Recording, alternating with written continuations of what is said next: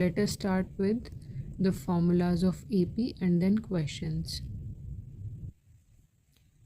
ठीक है, arithmetic progression, ठीक है, 5th चैप्टर हमारा।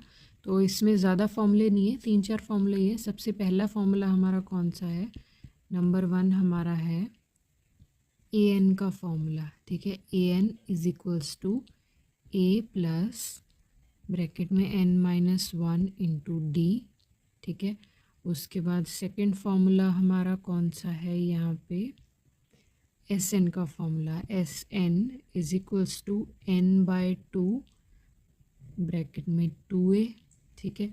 फिर उसके बाद प्लस ब्रैकेट में n-1 इंटू डी, ठीक है। और इसमें SN वाले फॉर्मूले में 1-2 वेरिएशंस और है, वो भी मैं बता देती हूँ साथ में ही। तो इसमें SN का एक और फॉर्मूला, और SN का दूसरा फॉर्मूला क्या हो सकता है? SN इज इक्वल्स टू, ये फॉर्मूले उस पर डिपेंड करते हैं कि हमें क्या गिवन है। n/2 ब्रैकेट में A प्लस L, ठीक है, मीन्स जब लास्ट टर्म गिवन होगी।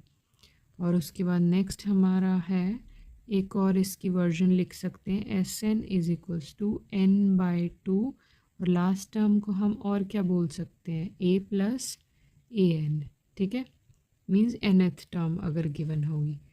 बस AP में इतने ही फॉर्मूले हैं, ठीक है। टोटल हमारा फर्स्ट फार्मूला ये AN वाला, सेकंड हमारा ये SN का फॉर्मूला, ठीक है। और इसी की बाकी ये वर्जन्स है SN का जब हमारे पास लास्ट टर्म गिवन हो, ठीक है।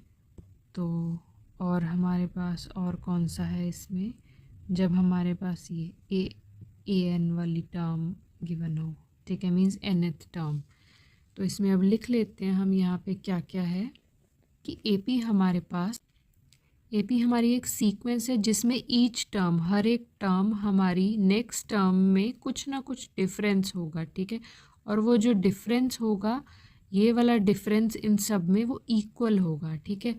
तो एक AP की हम लिख के देख लेते हैं, हमारे पास AP क्या बनता है। जैसे मान लो एक AP हमारे पास कोई फर्स्ट टर्म है हमारे पास A, नेक्स्ट टर्म हमारे पास हो जाएगी A प्लस डी, मीन्स इस A में कुछ ना कुछ ऐड होता रहेगा और वो इक्वल अमाउंट में ऐड होगा। मीन्स A पहले अकेला A था, फिर A प्लस डी हुआ, फिर A प्लस 2D, ठीक है, A प्लस 3D, ठीक है। ऐसे करके जितने हमारे पास nth लास्ट टर्म तक बोला गया होगा उतने तक लिखते हैं। और इसमें हमारी फर्स्ट टर्म कौन सी होती है? ये हमारी होती है फर्स्ट टर्म, ठीक है। ये होती है हमारी सेकेंड टर्म, ये हमारी थर्ड टर्म, और ये हमारी फोर्थ, ठीक है, एंड सो ऑन। बाकी सब ऐसे होंगी।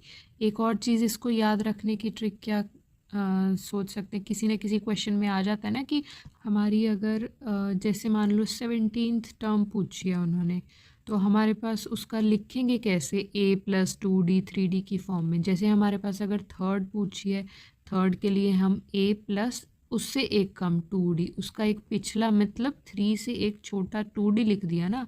अगर हमारे पास 17th टर्म पूछ ली तो उसके लिए लिखेंगे A प्लस एक कम 16D, ठीक है, मीन्स 16D हो जाएगा, इससे एक कम, ठीक है।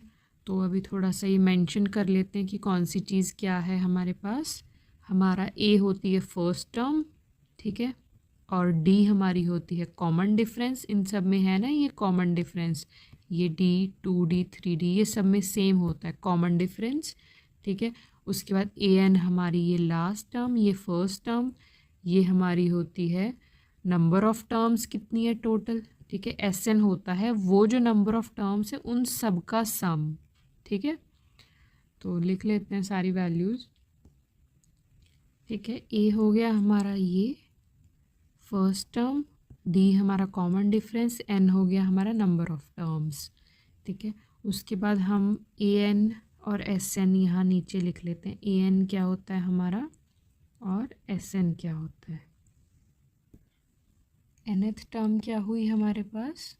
ये AN, ठीक है, और इसको क्या बोलते हैं? Last term in the AP, S N हमारा क्या होगा, एस एन हमारा होता है सम ऑफ ऑल टर्म्स, ठीक है, सम ऑफ ऑल द टर्म्स, सभी जितनी भी टर्म्स हमारे पास गिवन होगी उन सब का सम, ये हमारा हो गया एस एन, ठीक है।